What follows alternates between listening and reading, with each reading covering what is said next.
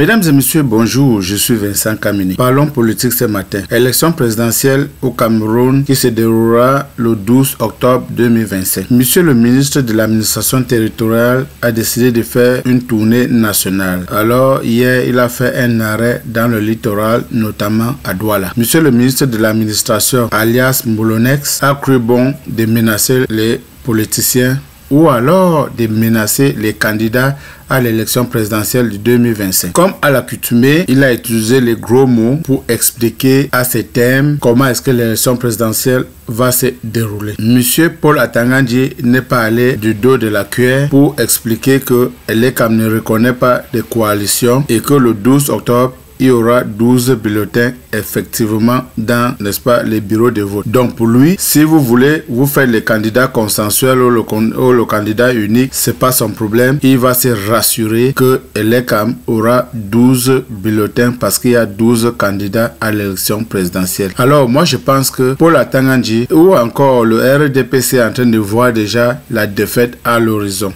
Alors, ils sont en train de chercher tous les moyens. Donc, même si les opposants arrivent à un consensus, l'administration fera tout et tout, n'est-ce pas, pour mettre les bâtons dans les rues. Les parents au village et dans certains coins reculés ne connaissent pas si, par exemple, il y a un arrangement et que les bulletins sont maintenus, n'est-ce pas, dans les bureaux de vote, les parents ou certaines personnes ne sauront pas que non, il ne faudrait pas voter pour cette personne-là parce qu'il y a un problème d'information. Donc, ce que je vais proposer, n'est-ce pas, à ce moment-ci, c'est que si jamais à la fin, il y a un candidat consensuel, ou bien pour moi, comme j'ai déjà choisi Issa Chiroma, tous les gens qui doivent aller dans les bureaux de vote, il faudrait qu'ils sachent directement qu'ils partent voter Issa Chiroma Bakari Dazi. C'est-à-dire que c'est un référendum. C'est un référendum. Vous prenez tous les bulletins là, vous partez mettre ça dans la poubelle, à l'intérieur de l'isoloir. Vous mettez le bulletin de Issa Chiroma Bakari. Je crois que ça doit être le bulletin jaune. C'est ça que vous mettez dans l'une.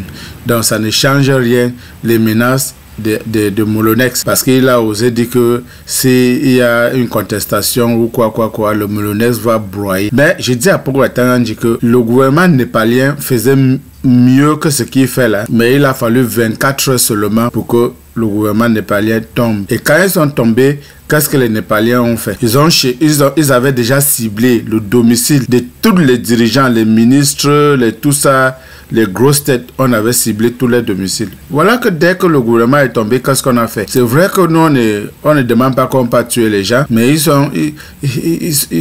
ont fait mal. Ils ont arrêté la femme du premier ministre. Le premier ministre lui-même a pris l'hélico, il a fui. Il a abandonné toute sa famille, on a arrêté sa femme. Allez sur internet, vous allez savoir ce qu'on a fait à sa femme. Vous allez savoir ce qu'on a fait à beaucoup de ministres qu'on a arrêtés, que le peuple a arrêté. Sortir pour menacer les gens, c'est pas un problème. Mais un jour, le peuple va répondre à Paul Atanga-Nji et il n'aura que ses yeux pour pleurer. C'est bien de sortir et faire, n'est-ce pas, des menaces. Mais ce que nous disons, c'est qu'il n'y a pas d'intimidation qui va passer cette fois-ci. Personne ne pourra nous intimider pour l'élection présidentielle à venir. Nous sommes en plein derrière Issa Chiroma Bakari parce que notre premier choix était professeur Maurice Kamto qui a été illégalement retiré de la course à la présidentielle de 2025. Alors, nous avons renvoyé notre sympathie vers Issa Chiroma Bakari parce que quand on regarde Issa Chiroma Bakari, on voit clairement quelqu'un qui est prêt à défendre, n'est-ce pas, la victoire si cette victoire-là est volée. Secondo, c'est quelqu'un qui est dans la transition. Il est dans la transition.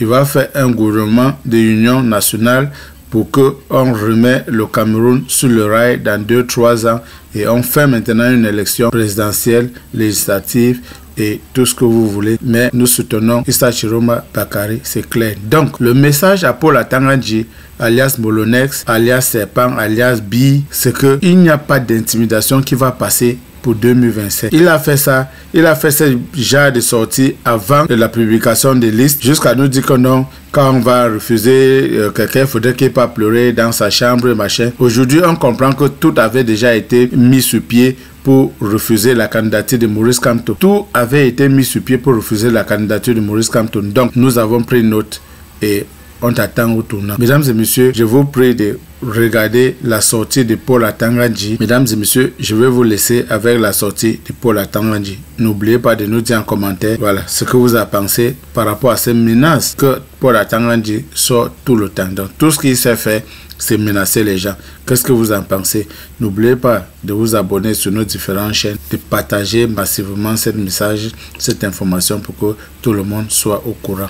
Merci, bonne journée à tout le monde, je vous aime, bye bye. Et parlant de l'élection présidentielle 2025, Paul Atanga-Nji hausse le ton. En tournée dans le littoral, le MINAT met en garde les acteurs politiques et de la société civile contre toute dérive, et promettant également un scrutin transparent mais strictement encadré. Le MINAT s'est même invité au débat des alliances et la désignation du candidat consensuel. Josiane Gok et Fabrice Eloumou. Devant les autorités administratives, les forces de maintien de l'ordre et les responsables de l'ECAM, le ministre de l'administration territoriale Paul Atanga-Nji s'est invité au débat de jeux d'alliance et de candidature consensuelle de l'opposition pour la présidentielle de 2025. S'adressant aux partis de l'opposition en quête d'une coalition, Paul Atanga-Nji a rappelé qu'il y aura 12 bulletins le jour du vote, ni plus ni moins. Pour éviter une autre confusion, et ça les autorités administratives doivent y veiller, il y a 12 candidats qui ne prendront pas à l'élection présidentielle. Il y aura 12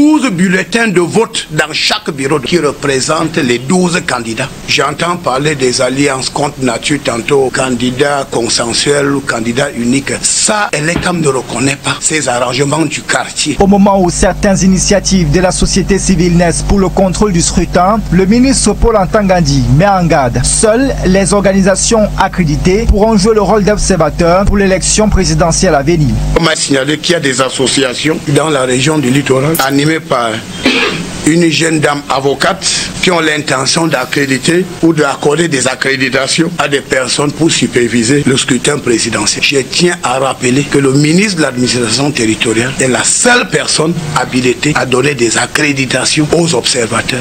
Et il ne faut surtout pas entrer dans les prérogatives du MINAT au risque de vous faire avaler par le Moulinex. Le MINAT exhorte aussi toutes les parties prenantes au processus électoral à tout mettre en œuvre dans le respect des lois et des bonnes mœurs. Nous ne donnerons l'occasion à personne, à aucun candidat de faire le désordre avant, pendant et après le scrutin présidentiel. Après la région de l'Est, du centre, du sud-ouest et du littoral, Paul Atanga-Nji poursuivant ainsi sa tournée nationale visant à assurer un processus électoral libre, transparent et apaisé sur l'ensemble du territoire national.